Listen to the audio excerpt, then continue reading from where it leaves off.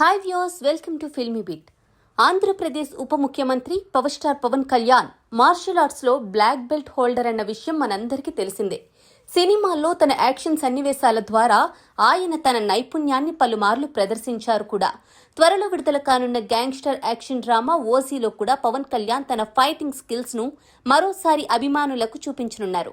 ఈ నేపథ్యంలో సీనియర్ నటుడు సుమన్ చేసిన తాజా వ్యాఖ్యలు ఇప్పుడు సినీ రాజకీయ వర్గాల్లో చర్చనీయాంశంగా మారాయి. ఆదివారం పాడేరులో జరిగిన ఒక కరాటే శిక్షణ కార్యక్రమంలో పాల్గొన్న సుమన్ పవన్ కళ్యాణ్ కు ఒక ప్రత్యేక విజ్ఞప్తి చేశారు. పవన్ కళ్యాణ్ మార్షల్ ఆర్ట్స్ లో ఎంతో నైపుణ్యం కలిగిన వ్యక్తి. ఆయన మార్గదర్శకత్వంలో రాష్ట్రంలోని పాఠశాలల్లో మార్షల్ ఆర్ట్స్ శిక్షణను ప్రవేశపెట్టగలిగితే విద్యార్థుల శారీరక మానసిక వికాసానికి అది ఎంతో తోడ్పడుతుంది అన్నారు సుమన్.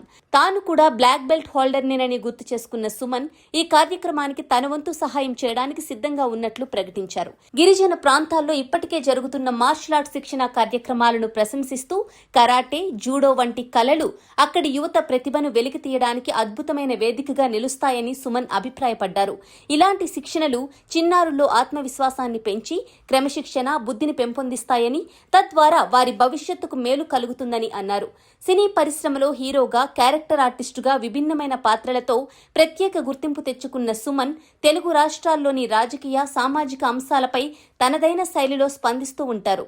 పవన్ కళ్యాణ్ రాజకీయ ప్రయాణంపైన ఆయన చాలాసార్లు ప్రశంసలు కురిపించారు.